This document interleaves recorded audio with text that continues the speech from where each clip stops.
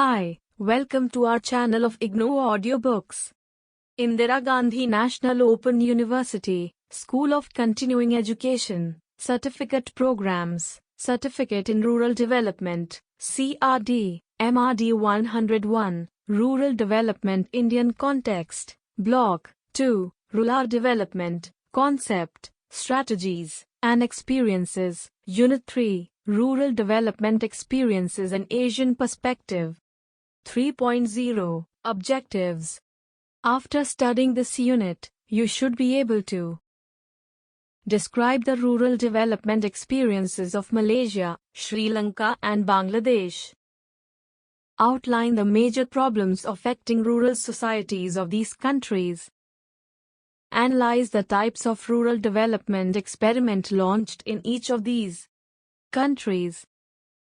Explain the reasons for the successes and failures of these rural development experiments.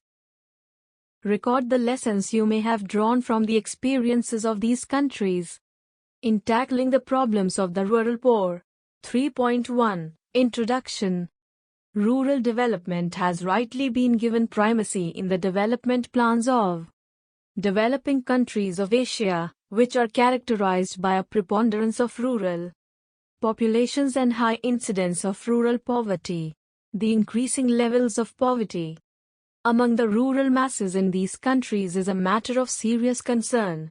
Therefore, the primary goal of rural development strategies adopted by these countries has remained directed towards tackling underdevelopment and endemic poverty.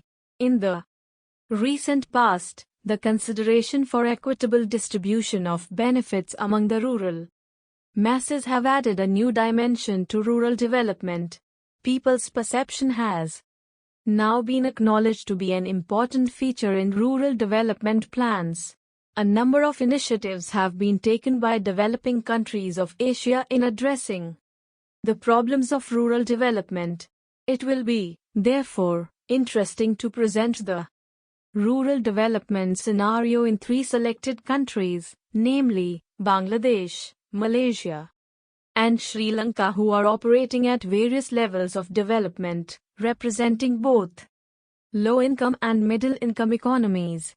After discussing development, an overview in the first unit followed by rural development, concept and strategies. In the second unit, a discussion regarding the Asian experiences in rural development. In the third unit makes a logical sequence of details. The aim of this unit is to familiarize you with selected Asian experiences in rural development, particularly those of Bangladesh, Malaysia, and Sri Lanka. 3.2 The Asian Scenario. Most Asian countries remain predominantly rural. The proportion of population living in the rural areas of Asia is large and has changed marginally over the past few decades. As per the most recent available estimates, for 2002, approximately 85.4% of Nepal's population, 78.9% of Sri Lanka's population, 79.8% of Laopor's population and 76% of Bangladesh's population still live in rural areas. Table L shows that, except Malaysia, 36.7%, and the Philippines, 39.8%, all other countries of South and Southeast Asia are predominantly rural in character. These countries, apart from being rural, also share some common features such as agriculture-dominated economies, increasing population pressure on the available land, high incidence of poverty, unemployment and underemployment, high rates of illiteracy and inadequate calorie intake. Table L gives you additional information about a few social indicators of development for some South and Southeast Asian countries. As is evident from the table, the average life expectancy at birth has consistently increased in all the countries. The average longevity has crossed 72 years in Malaysia and Sri Lanka. The adult literacy rate has increased in all the countries, although more than half of the population is still illiterate in Bangladesh, Nepal, and Pakistan. You will also observe that these countries of South and Southeast Asia are predominantly rural in character. An analysis of the rural development programs initiated by these countries reveals that the major objectives of rural development programs are the removal of poverty and unemployment, raising the health, nutritional and educational status of the rural people, and making sufficient provisions to meet their basic needs such as food, shelter and clothing. You will notice that all the countries attempting rural development have given priority to these objectives. We have chosen Malaysia, Sri Lanka and Bangladesh in order to highlight their specific experiences in achieving these objectives through their chosen strategies. For instance, in Malaysia, meeting the objective of alleviating poverty and unemployment has been attempted through reasonably comprehensive rural development policy, including access to land for the landless, with strong inputs from the government in diverse areas. In Sri Lanka, it has been attempted primarily through welfare-oriented programs, and in Bangladesh mainly through cooperatives and employment generation programs such as rural works programs. Although the rural development experiences of Malaysia, Sri Lanka and Bangladesh are dissimilar in many ways, yet we have chosen them for a discussion, as they throw up a number of issues and lessons of interest for us in India. 3.3 Rural Development in Malaysia. Malaysia covers an area of 330,252 square kilometers comprising Peninsular Malaysia, Sabah and Sarawak. Peninsular Malaysia is bordered by Thailand to the north and Singapore to the south, while Sabah and Sarawak in the northern part of Borneo Island share land borders with Brunei and Indonesia. The current population of Malaysia is 25.1 million, 2004, out of which 38% resides in rural areas. Table 3.1 Population and selected social indicators in South and Southeast Asia. Look at the screen for table content. At the time of independence, August 31st, J 957, Malaysian society was overwhelmingly rural, with more than 75% of the population residing in rural areas and most of them involved in agricultural activities. Soon after independence, however, the Malaysian economy got onto a trajectory of impressive economic transformation, and the table below captures the sectoral dimension of it. Table -3.2 Malaysia's sectoral contribution to GDP in selected years. Look at the screen for table content. The rural sector in this country comprises largely of small holding operators in agriculture, a diverse range of laborers and those involved in various informal economic activities. The small holding agricultural sector comprises of rubber, palm oil and coconut producing smallholders, paddy farmers, fishermen, mixed farmers and estate workers. In terms of its social composition, Malaysia is a multi-ethnic society comprising 58% Malays and other indigenous groups, known as Bhumiputras, 32% Chinese and the remaining 10% people largely of Indian origin. The rural population registered an increase from 4.6 million in 1957 to 9.4 million in 1995, and subsequently declined to 8.5 million in 200 liters. The share of population living in rural areas has continuously declined from 73.2% in 1970 to 49.4% in 1991, and to 36.7% in 2002. The Malaysian economy has grown very rapidly over the years, mainly because of its rich and diverse resource base coupled with appropriate macroeconomic policies. In order to understand the policy perspective within which rural development has taken place in Malaysia, it will be useful to understand the national planning mechanism followed in Malaysia. 3.3.1 Malaysian National Development Planning. The national planning mechanism comprising long-term perspective planning, 10 to 20 years, medium term, 5 years, and short term, annual, ensures that the country meets the overriding development goal of national unity. The long-term perspective planning includes the first Outline Perspective Plan, OPPI, that contained the new Economic Policy, NEP, 1971 to 1990, the second Outline Perspective Plan, OPP2, containing the National Development Policy, NDP, 1991 to 2000, and the third Outline Perspective Plan, OPP3, which accommodates the National Vision Policy, NVP. 2001 to 2010, Malaysia has worked through 8 5-year plans, starting with the first Malaysia Plan in 1966 to 1970 until the current 8th Malaysia Plan, 2001 to 2005. These plans have charted the economic development of the whole country, whilst giving priority to rural development. Since rural development is synonymous with poverty eradication has been integrated into the National Development Planning Agenda and is thus one of the core components of Malaysia's development philosophy. Let us now briefly discuss these perspective plans.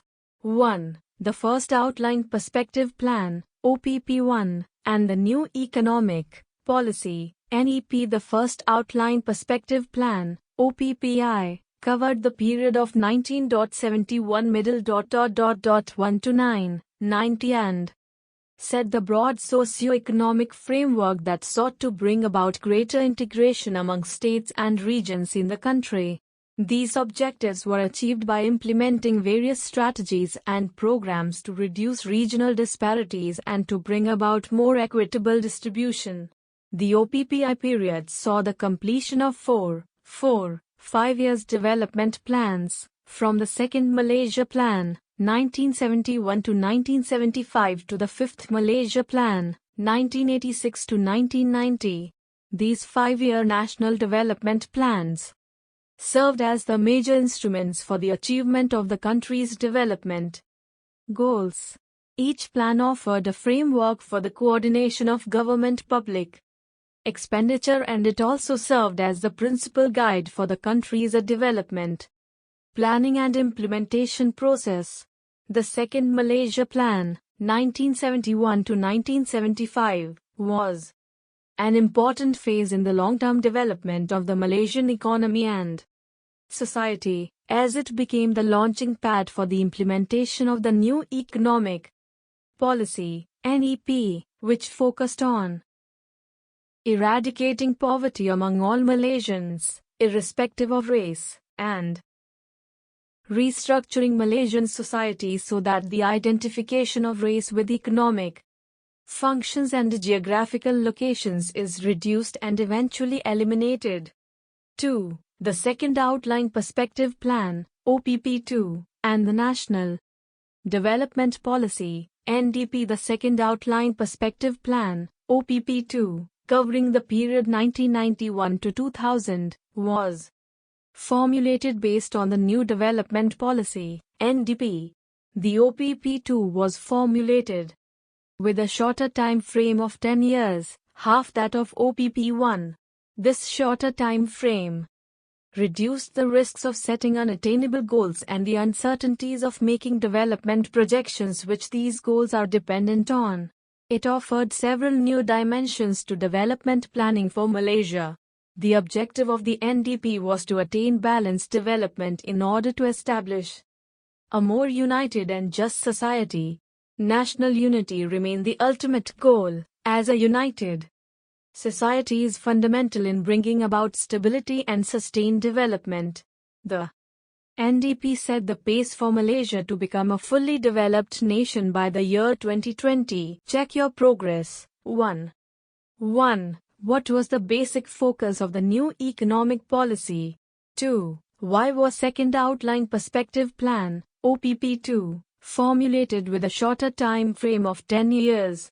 3. The third Outline Perspective Plan, OPP3, and the National Vision Policy, NVP. The NVP 2001-20I0 incorporates the critical thrusts of the previous development policies, namely the NEP and the NDP, with the overriding objective of national unity, eradicating poverty irrespective of race, restructuring of society and balanced development will remain as the key strategies.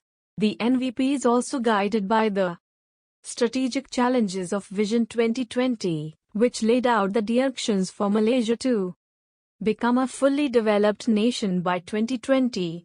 In essence, the NVP represents the consolidation of all the past development efforts and is aimed at establishing a united, progressive and prosperous Bangsa Malaysia that lives in harmony and engages in full and fair partnership. 3.3.2 Government's initiatives related to rural development. We will now turn to the specific government initiatives taken for bringing about rural development in Malaysia. These include the following. 1. First Rural Transformation, 1957 to 1994. Rural development during this period focused on poverty eradication, basic infrastructure development and agricultural and land development as the prime economic activities to generate economic growth and well-being. The development programs implemented include 1. Poverty redressal programs. 2. Rural infrastructure and amenities. 3. Resettlement of villages. 4. Development of estate and plantation through new land development and in situ development. And 5. Rural industrial activities.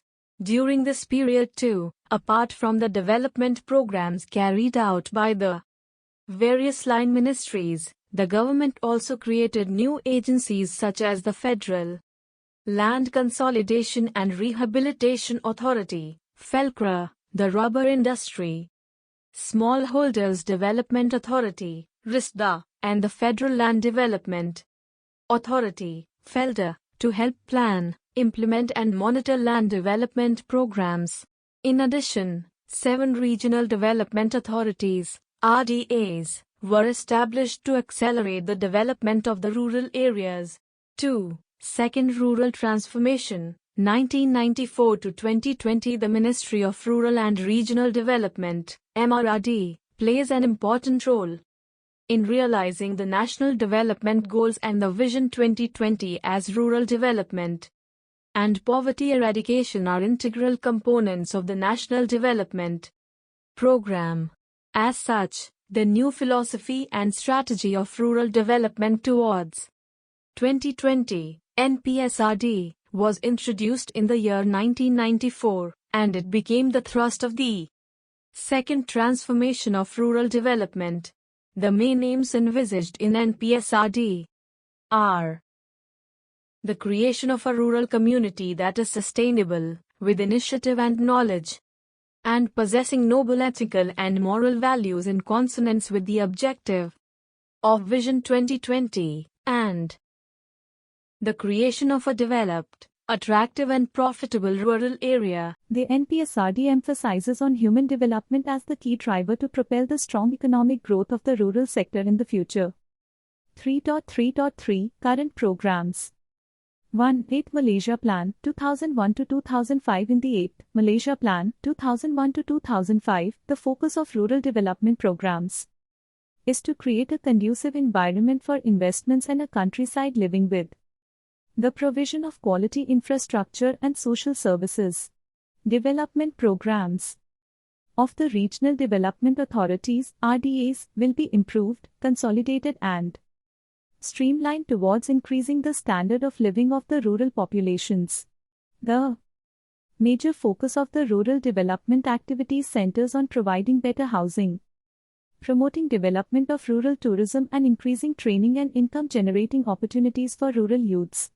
Development of small-scale industries will be undertaken in areas where local resources are available. Higher income, better infrastructure and the provision of good quality social amenities contribute towards improving the quality of life in rural communities. Originally, the Malaysian government had targeted to reduce the incidence of poverty to 0.5% by 2005. Recently, however, the government has reset its target to reduce the incidence of poverty to 0.5% by 2009. 2. Rural economic activities. Besides agricultural activities, the rural folks are also involved in enterprises which serve to diversify the rural economy. The following are among the entrepreneurship development programs to boost the rural economic activities. 1. The Rural Economic Financing Scheme, which is a soft loan scheme to help rural entrepreneurs to start businesses or those who have already started. 2. Enhance or upgrade their present businesses. 2. In order to improve the managerial skills among rural entrepreneurs, MRD provides advisory services and training in entrepreneurship development, motivational courses, skills development and quality enhancement. The Industrial Incubator Scheme and Industrial Guidance Scheme are also provided as part of the training component. 3. Lack of proper business premises is one of the factors that hinders the development of the rural entrepreneurs.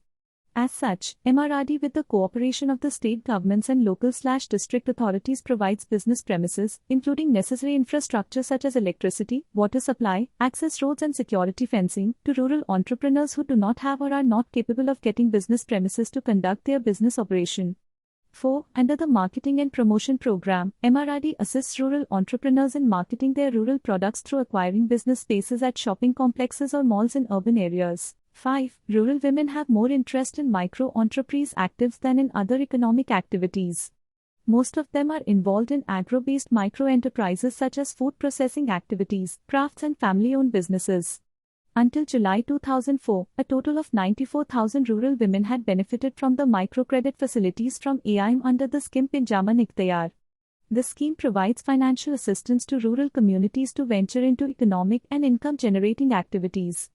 3. Poverty eradication programs.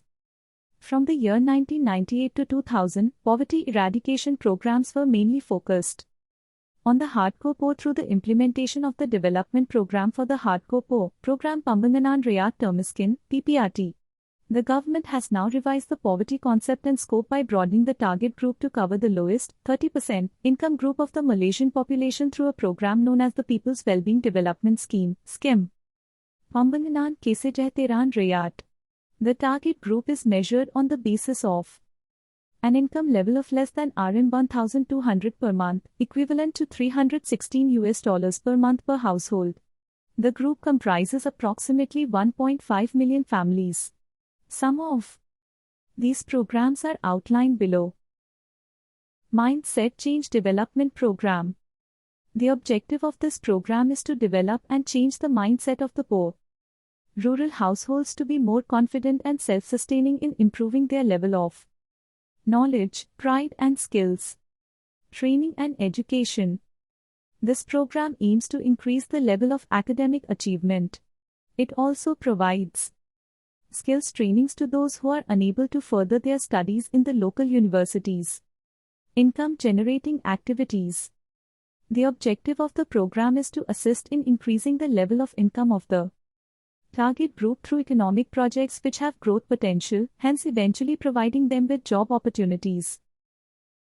Other programs.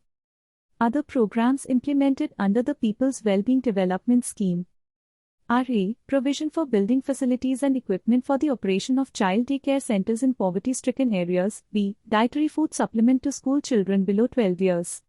C. Provision for financial assistance in the form of yearly dividends to the hardcore poor. And D. Provision for basic, comfortable and safe living quarters or houses. 4. Agriculture Development Programs. The Integrated Agricultural Development Program plays an important role in the redevelopment of existing villages and farms as well as raising the productivity of existing farms and income of farmers. In the 5th Malaysia Plan, 1986 to 1990, 15 Integrated Agricultural Development Projects, IADOs, were implemented by the government. Using this approach, each LADO is designed to provide an integrated package of infrastructural and support facilities. 5. Land and Regional Development Programs. Land and regional development programs include new land development, in situ development and land consolidation and rehabilitation. The establishment of the RL, where Industry Smallholders Development Authority, RISTA, was not merely for the replantation program but for a more holistic development of the smallholders themselves in line with the concept of the man behind the tree. This concept Incorporates programs such as economic, human and institutional development as well as education. 6. Rural community development programs. Apart from physical and economic development of the rural population, emphasis has also been given to the equally important social, cultural and psychological aspects of human resource development among the rural people.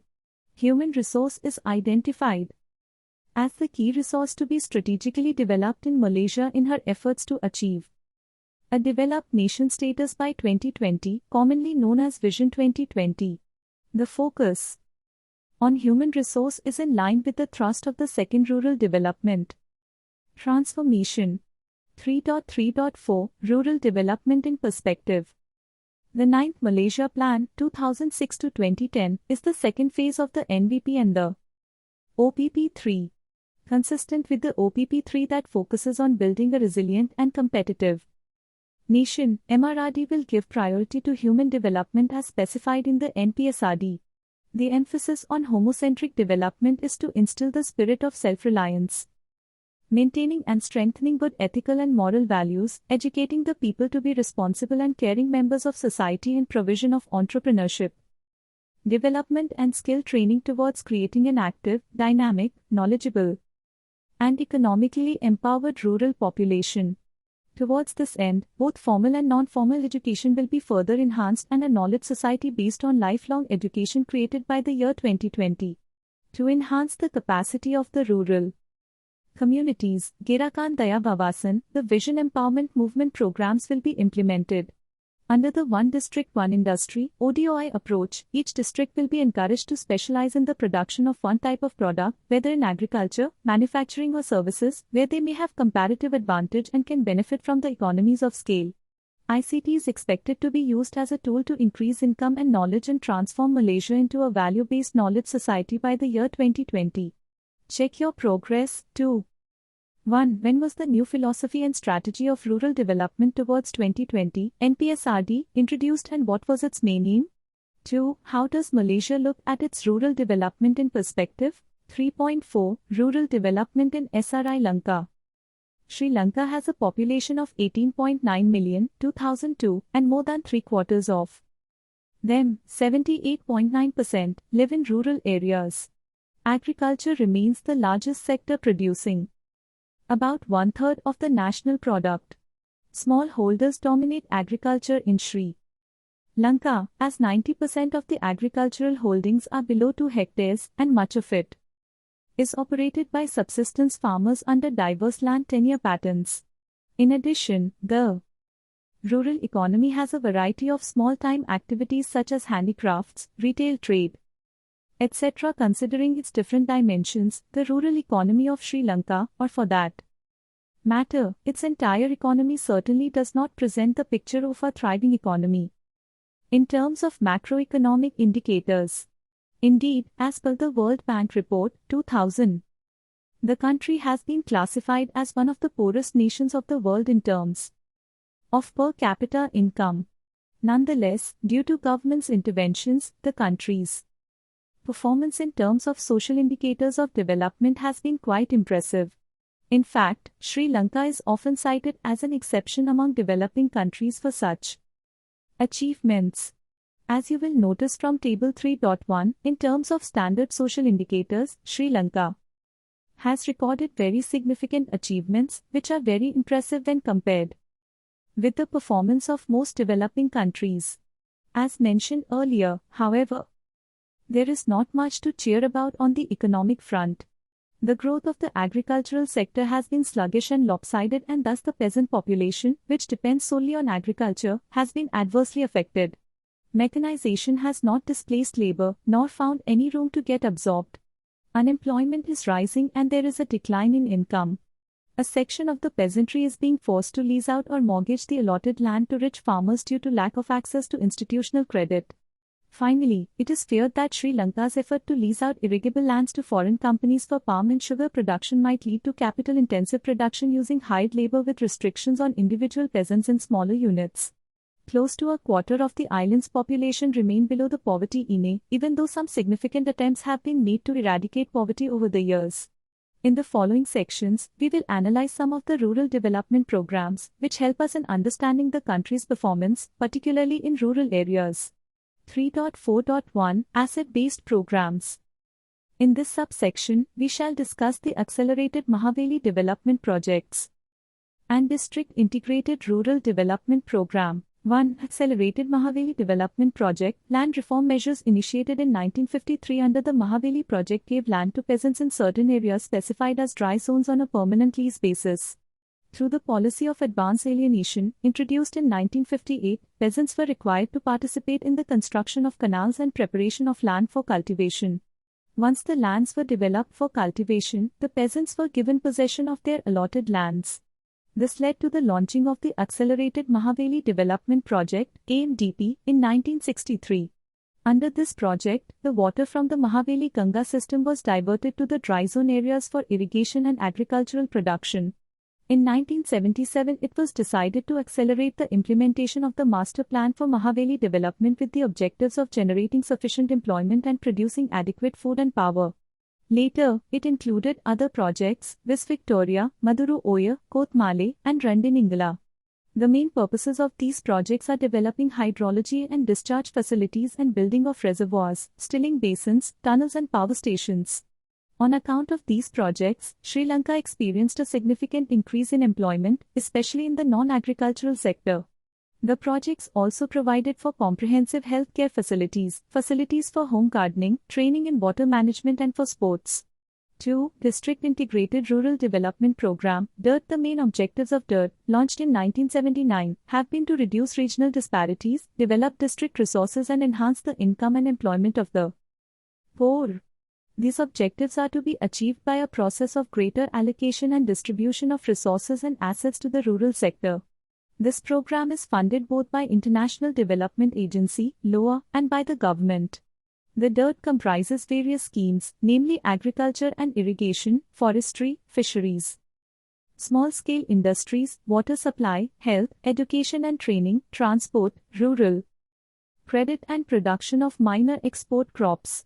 Priority, however, is given to the sector that needs immediate attention in each district selected under this program. Initially, 1982, the program covered 7 backward districts, which had limited resources and did not benefit directly from the projects such as the Mahaveli scheme. In 1984, this program covered 11 districts. The Regional Development Division of the Ministry of Plan Implementation monitors this program in collaboration with the Divisional Development Councils, having representatives from village committees, women's samitis and cooperative societies. Some evaluations of this program revealed that the DIRT did not have any substantial impact on the rural poor.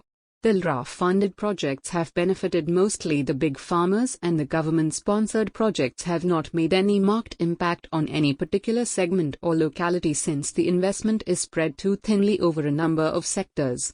It has done little for employment generation either. 3. Jinsawaya Program.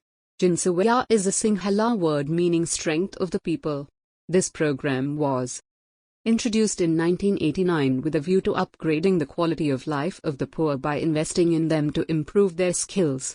Along with the skills development, the government also assisted the beneficiary families by providing them with food to maintain a better quality of life during the 2-year period of the program. The Jinsawaya beneficiaries were selected from among their food stamp recipient families, the eligibility criterion being that the monthly income of the beneficiary household should not exceed Rs. 700 at the time of screening. 4. Samurti Program. Jinsawaya program has evolved into a new national poverty alleviation program, called Samurti, and is in operation in all administrative districts of the country except in the war-affected areas. As per the most recent information available, the program caters to about 2 million families, which accounts for more than 50% of the total number of families in the country, and well over 1% of the country's gross national product is being spent on it. The ultimate objective of Samurti is to promote self-reliance on the basis of nurturing capacities and capabilities through appropriate training to enhance human capital. All Samurti beneficiaries are forced to save a part of the income supplement in order to develop a culture of thrift and Savings.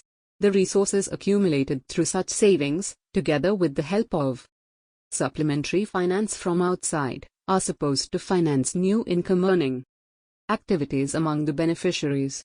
5. Rural Finance Sector's Development Program. Financed by the Asian Development Bank, ADB, this program was initiated in 2003 with the objective of giving a thrust to the rural economy and promoting private sector-led economic growth. This initiative comprises a program loan for supporting policy and institutional reforms in the rural finance sector and a project loan for promoting rural enterprise development and institutional strengthening. The program loan promotes policy changes that emphasize good governance and improved operations of rural finance institutions. It helps draw legal and regulatory framework for institutional reforms and expansion of rural finance in conflict-affected areas. It aims to forge partnerships between rural communities and NGOs in identifying, planning, executing and monitoring sub-projects in expanding the rural finance market. The project loan component, on the other hand, is aimed at strengthening key institutions that provide training in rural finance and improve service delivery, sector supervision and outreach expansion. 6. Rural Electrification Program. This is also supported by Asian Development Bank and was started at the beginning of 2004. Even in the areas covered by the power grid, it is common that sections of poor households cannot afford connection charges, internal wiring costs, etc. This initiative pilot a microfinance fund that assists the poor in meeting such costs to electrify their homes. The scheme is supported by training and awareness programs. The training is aimed primarily at Ceylon Electricity Board and the participating microfinance institutions for that to address better the needs of poor households in obtaining and maintaining electricity services. The Saudi Economic Enterprise Development and Sanasa Development Bank are the two institutions chosen on the basis of their geographic outreach, experience and financial discipline to implement the microfinance scheme. 3.4.2 Welfare-oriented programs. Under this section, we shall discuss in brief three programs, viz. Supplementary Feeding Program, General Minimum Needs Program, Arid Social Security and Public Assistance Program. 1. Supplementary Feeding Programs. The schemes covered under this program are the Triposha Program and School Biscuit Program. The Triposha program started in 1973 aimed at meeting the nutrition needs of malnourished infants and pregnant and lactating mothers through a pre-cooked protein-fortified cereal-based food supplement of 50 grams per person per day, which is 23.2% of the total daily energy requirement. The School Biscuit program aims to improve the nutritional status of highly malnourished primary school children who are selected after a nutrition status survey. The assessment of these two programs reveals more limitations than achievements. Since the Triposha program is linked with the nutrient content of the home diet, it can only be effective if there is adequate diet available at home. Therefore, this program is to be seen in relation to the overall calorie intake of the beneficiaries, which is mostly met by the scheme called Food Stamp Scheme, FSS, of the General Minimum Needs Program. 2. Midday Meal Program. The government inaugurated a free midday meal program for school children in 1989 with the objective of providing a wholesome midday meal to every student. Through this scheme, the government aimed at a healthy personal, social and civic development of each child, while actively involving the local community in planning and implementing it.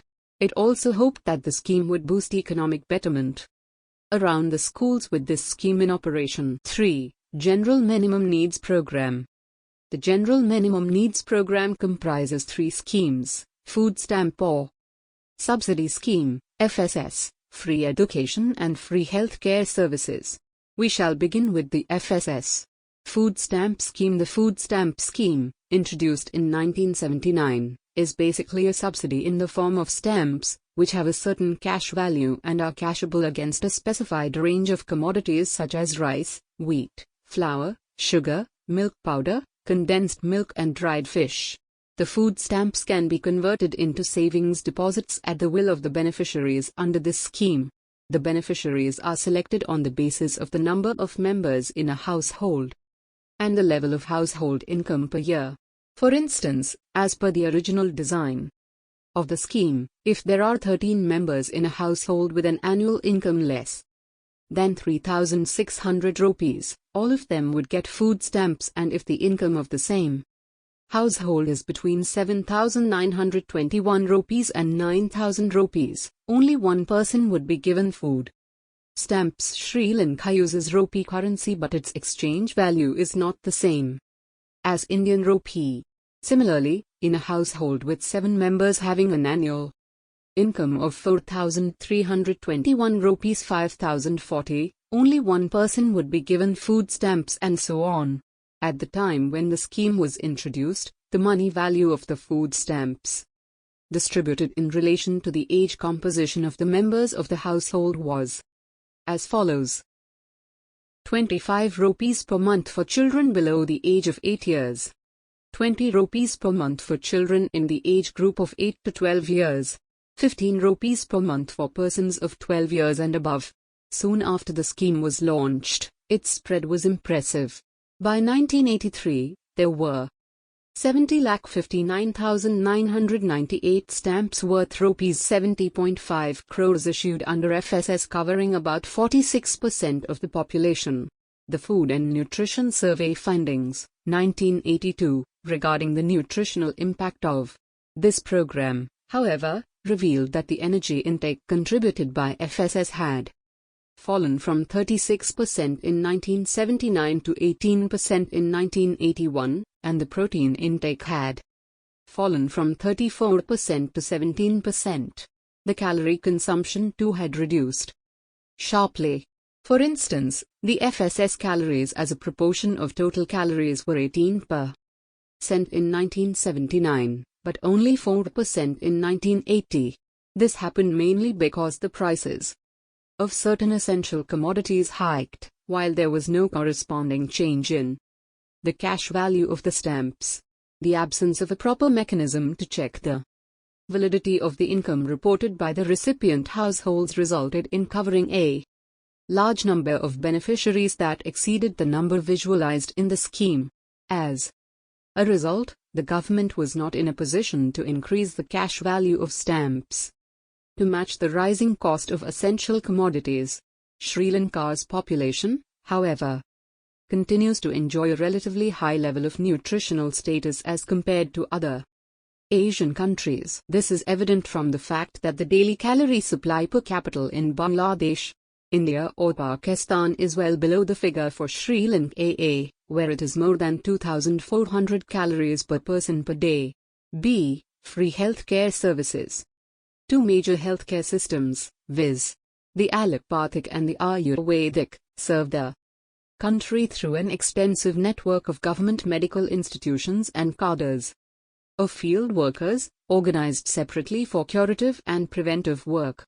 The institutions providing curative services are visiting stations, central dispensaries, maternity homes, rural hospitals, district hospitals, base hospitals and specialized institutions. Basic services have been established even in remote rural areas, and the referral system enables access to more specialized services. You may also note that the government has adopted a healthcare model based on integration of healthcare services with other development programs, community involvement and greater emphasis on preventive measures. The success of healthcare services can be seen from the lower infant mortality rate, 13.3 in 2001, and higher life expectancy at birth, 73 in 2001. The special campaigns organized for the prevention and control of diseases like hookworm infestation, malaria and tuberculosis, which have been the major causes of morbidity and mortality, have been found very effective, and the occurrences of such diseases have been brought down drastically. C. Free education. The policy statement on public education initiated in 1944 provides universal free education through a network of primary, secondary and tertiary educational institutions. Large financial allocations enabled educational facilities to be provided throughout the country, and access to education became a reality in rural areas. As a result, Sri Lanka enjoys a high literacy rate, 92%. Sri Lanka's educational system, however, is not devoid of shortcomings. Best schooling facilities are still concentrated in the urban centers. University education receives relatively high financial allocations. Also, the dropout rate is higher among low-income families in the rural sector. 3. Social Security and Public Assistance Programs. These programs are aimed at helping the aged without dependents, the permanently disabled, the retarded, orphans below 16 years of age, and the widows. These programs are administered through the Department of Social Services and some voluntary organizations. It is understood that these programs have contributed little to poverty alleviation, as the assistance given has been too small to do any good. 3.5. Rural development in Bangladesh. Bangladesh, after attaining independence in 1971, presented a picture of the extremes of poverty and underdevelopment. At that time, nearly 80% of the population lived below the poverty line. Real wages of the agricultural laborers were very low, and the food and energy intake of the rural population had declined consistently. Rapid increase in population curtailed the increase in per capita income. The skewed pattern of land ownership led to unequal distribution of incomes, and it increased the dependence of the poor cultivators on the rich landlords. Inequality in access to education and other public services such as health, housing, etc., was widely prevalent, as the rich landlords controlled the channels of public services for rural development by controlling tenancy, labor, and credit markets. The objectives of the rural development programs of independent Bangladesh were reducing poverty and inequality in the distribution of incomes, ensuring employment opportunities, and improving the educational, health and housing conditions of the rural population, which constitutes 76.1% of the total population of 143.8 million, 2002. Even after more than 30 years of independence, Bangladesh remains one of the poorest countries in the world. Efforts to address the problems of rural development and poverty alleviation in Bangladesh has been carried out mainly through agrarian reform measures and the introduction of a variety of rural development programs. 3.5.1 Agrarian reforms. The first set of agrarian reform measures introduced in the early 1970s sought to reduce ceilings on land holdings from 125 acres, 50 hectare, to 33.5 acres, 13.4 hectare, per family, and distribute surplus land acquired by the government to families owning 1.5 acres, 0.6 hectares, or less. As in many other developing countries, these measures ran into serious implementation problems with little impact on the existing agrarian structure. The landless population continued to grow faster than that of the rural population. Towards the early 1980s, nearly one-third of the rural households were landless, and another 30% own less than an acre, 0.4 hectares, nearly 55% of the total. Agricultural land was controlled by top 10% of rural households. A large part of this land is cultivated under sharecropping contracts by the rural poor, and half of the cultivators are part tenants. In such a situation, the agrarian scene in Bangladesh presents a dismal picture. There is a perpetuation of exploitative terms of tenancy and low wage rates arising out of growing pressure of the landman ratio. A second set of reform measures was introduced in 1982 based on the recommendations of a land reform committee, which looked into the earlier measures. The main features of this reform are the following. A. Ceiling on land holdings, i.e. 25 to 33 acres, 10 hectare and 13.2 hectare, for cultivating families, and 10 to 16.7 acres, 4 hectare and 6.68 hectare, for absentee families. B. Limiting the purchase of land to 20 acres, 8 hectare. C. Allocation of surplus land to cooperative societies of the landless, and D. Fixing the minimum daily wage rate at 3.26 kilograms. of rice or an equivalent amount in cash for agricultural laborers. Though the outcome of these recommendations are yet to be assessed, it is widely felt that there has been a little progress in implementing these measures, as the structure of control through the ownership of land is virtually untouched. This is because the existing power structure at the local and national levels is controlled by big landlords. This power structure not only precludes the possibility of effective redistributive agrarian reform, but also controls channels of the distribution of public services aimed at rural development. 3.5.2 Integrated Rural Development Program IRDP. The Integrated Rural Development Program in erstwhile East Pakistan was initiated in 1959 by the Pakistan Academy of Rural Development PARD. Later, PARD became the Bangladesh Academy of Rural Development BARD. BARD was considered to be a think tank and was entrusted with the task of providing improved knowledge about accelerating the rate of rural development, social and economic, to the government. The Academy had started 2 programs before independence, viz. Con-Miller Model of Cooperatives and the Integrated Rural Development Programs, JRDP. The IRDP was a package of 5 schemes, viz. Training programs of Thana Training and Development Center, Rural Public Works Program, Thana Irrigation Program, Women's Program and Family Planning, and Rural Education Experiments. After independence, the schemes being covered under IRDP are Rural Works Program, Food for Work Program and Grameen Bank Scheme. What follows is a brief account of these schemes. 1. Camilla Model of Cooperatives. The first organized effort of the Academy started mainly in the form of cooperatives at Camilla Thana in 1959. Thana is an important administrative unit between a district and a village. The prime objective of the Camilla model of cooperatives was to promote the formulation of small cooperative groups of farmers who would adopt improved methods, implements and machines. These cooperatives functioned at 2 levels, viz. Village and Thana. The former consisted of village credit cooperatives run by villagers, and from each village cooperative 3 members were trained at the academy.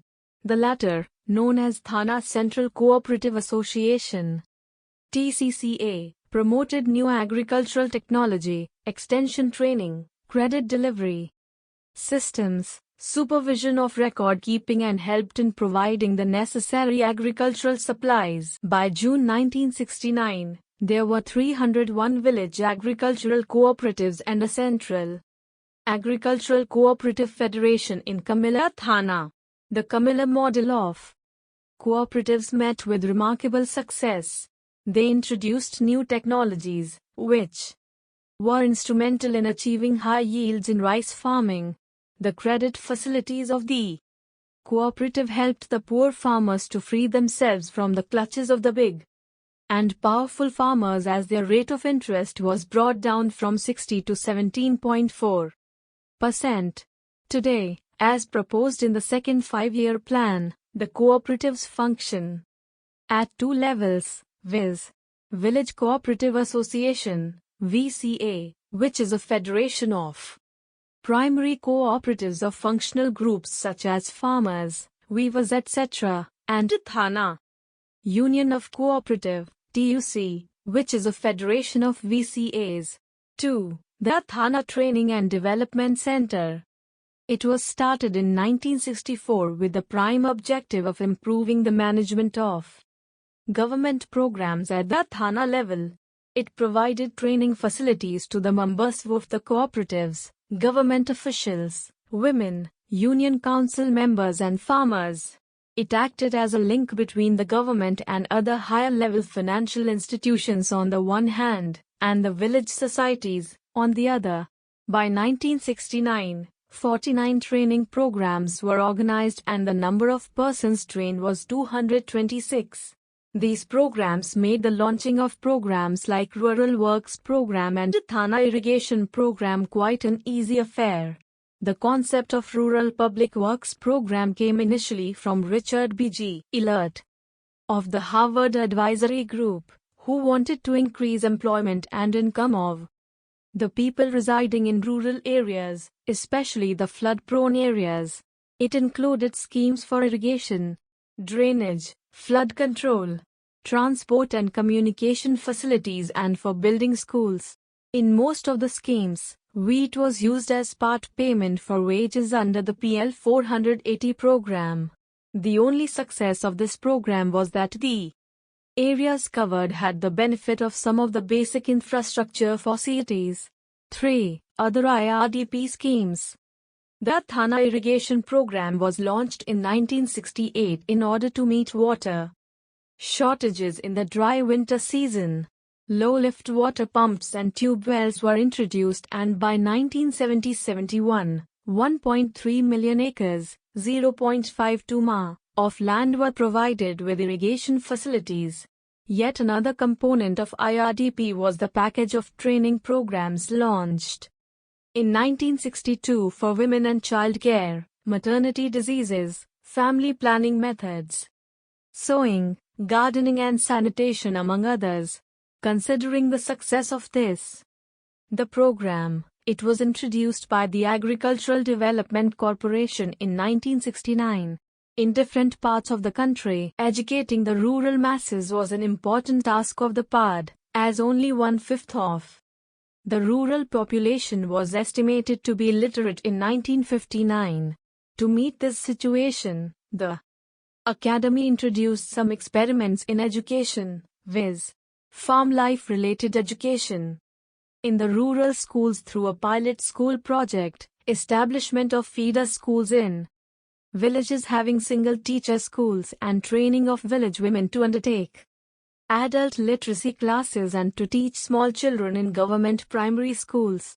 Though the number of persons on the rolls in these schools increased every year, the Department of Education and other units of government did not adopt these activities as models for broader programs. 4. Rural Works Program, RWP, and Food for Work Program, FFWP. The first 5-year plan aimed at creating 5.4% additional jobs to solve the problem of widespread unemployment. Accordingly, the landless, women and youth were identified as target groups. The RWP and FFWP were assigned the important role of employment creation in rural areas. RWP was an expansion of the earlier scheme already discussed. FFWP, introduced in 1974, aimed at employment creation during the slack agricultural seasons and developing agricultural infrastructure. The achievements of these programs, however, were well below the proclaimed targets. As regards their impact on developing agricultural infrastructure, it was found that, on the one hand, the incomplete projects were damaged in the monsoon and incurred more expenditure, and, on the other, the completed projects were of poor quality. Besides, other limitations of these programs were that they received limited budgetary allocation and relied heavily on funds from abroad. The benefits of the assets went disproportionately to the landowners who did not contribute anything significant in terms of additional development. 5. The Grameen Bank. The Grameen Bank, GB, was started in 1983 as a public sector credit institution to supply credit to the rural landless and those with holdings less than 0.5 acres, 0.2 hectares.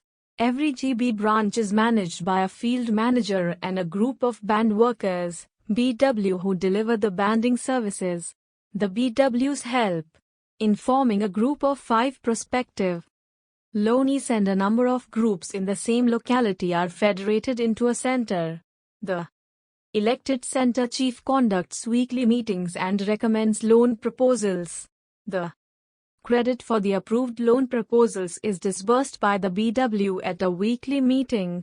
The loan is to be repaid in weekly installments. An important feature of this scheme is that every member saves 1 taka every week. Taka is the currency used in Bangladesh. Besides, 5% of the amount borrowed, deducted at the time of disbursement, is also added to the savings. The group has a group fund and an emergency fund, which give provisions for emergency borrowing and for repaying the loan of a deceased member. The progress of this scheme has been rapid and its impact on the rural population in generating income and covering the target population has been very high. It has helped in generating additional employment for adult females. A common criticism of this scheme is that it cannot promote sustained development as the loanees are left free to do what they wish to do in the absence of technical advice, supply of technology, skill training, market information and assistance and other extension services along with credit.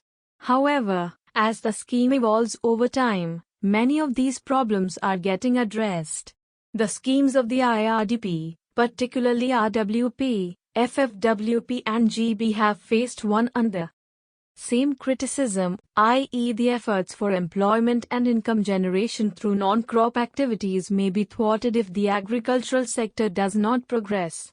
3.5.3 Bangladesh Rural Development Board, BRDB in 1982, the Integrated Rural Development Program, IROP, got transformed into a nationwide institution called Bangladesh Rural Development Board, BRDB. One of the primary functions of BROB is to deal with rural poverty alleviation by reaching the poorest of the poor through group-based self-employment and income-enhancing initiatives. As per the information available in early 2004, BRDB's field service network has been established in 57 out of 64 district headquarters and 449 out of 465. Then as of the country, main tasks of BRDB include a. Classifying and deciding policy issues for poverty alleviation programs. b. Working out development strategies. c. Formulating guidelines on systems and procedures. And d. Monitoring the progress, in order to help build and strengthen the capability of BRDB in carrying out its rural pro-poor programs. A technical assistance project called BRDB Institution Support (BIS) has been implemented with financial and technical assistance from Swedish International Development Agency (SIDA) since the early 1990s. An example of BRDB's focused attention on the poorest of the poor is the Samity project, which is a mutual support group comprising the landless, marginal farmers and their families. The word Samity means a group in Bengali, the official language of Bangladesh. A Samity is supposed to have regular meetings and discuss matters affecting their lives. Through the sharing of ideas, members seek solutions together, using their savings and with financial support from the government and donor agencies. The Samity undertakes diverse activities. These include a. Training of its members, b. Adult literacy classes, c. Children's education, d. Health and sanitation programs, and e. Income-generating programs such as small businesses, among others. 3.5.4 Social Services. Improvements in social services, education, health, family planning, water supply, and housing have been given importance in all the 5-year plans with a view to improving the quality of the life of rural people. These services were provided through the development of rural institutions at district, thana and village levels known as sarkars, governments, and cooperatives. Owing to increased expenditure on health and family planning, the position regarding the provision of health facilities has generally improved. A number of programs have been launched since independence, viz. improvement and expansion of healthcare facilities, preventive measures against major infectious diseases, development of medical manpower, and improvement of homeopathic, Unani and Ayurvedic treatment. The country's Upazila health complexes have been equipped to play a key role in reducing the mortality rate of rural people through curative and preventive measures. The resultant impact of these interventions, along with the ones mentioned in the preceding section, is that the index of human poverty has declined at a faster rate as compared to the index of income poverty over the last 2 decades. Check your progress. 4. 1. What is Samati project? 3.6. Let us sum up. In this unit, we have discussed the rural development experiments of 3 Asian countries, viz. Malaysia, Sri Lanka, and Bangladesh. While discussing each country's experiences, we have given an overview of some of their socio-economic conditions. In the case of Malaysia, we have seen that the major strategies employed to develop the rural sector included agrarian reforms and integrated rural development with a comprehensive scope, and these have had impressive achievements. In Sri Lanka, such programs can be classified broadly into 2 types, viz. the asset-based programs and welfare-oriented programs. The asset-based programs aiming at income generation have had little success, while the welfare-oriented programs have performed better.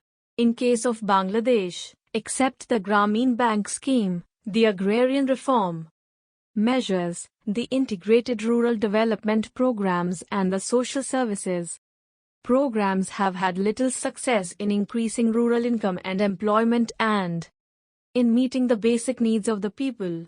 As per the latest estimates, close to half the country's population continues to be below the poverty line. Our effort here was not to compare the rural development programs of one country with the other. Rather, we intended to see what kind of problems each country is facing, what kind of programs and strategies have been adopted to tackle these problems, and to learn the merits and demerits of the programs of each country. Asset-based program, a set of schemes aimed at alleviating rural poverty by providing certain assets, which would form the basis for generating income. The assets can be plots of land, mere animals, sewing machines, etc. Agrarian reforms, a set of measures that aim at institutional changes in the agrarian structure. These include redistribution of land and tenancy reforms, among others. Human poverty, it takes into account, apart from income, a variety of other basic needs such as health, education, etc. Income poverty, it is based on certain defined income, which is usually adequate to give food basket consistent with medically recommended minimum calories. Welfare-oriented programs, such measures are directed at a variety of socio-economic deprivations and disabilities of specific target groups. For instance, providing housing to the homeless is a welfare-oriented program. Thank you. We will see you in the next video.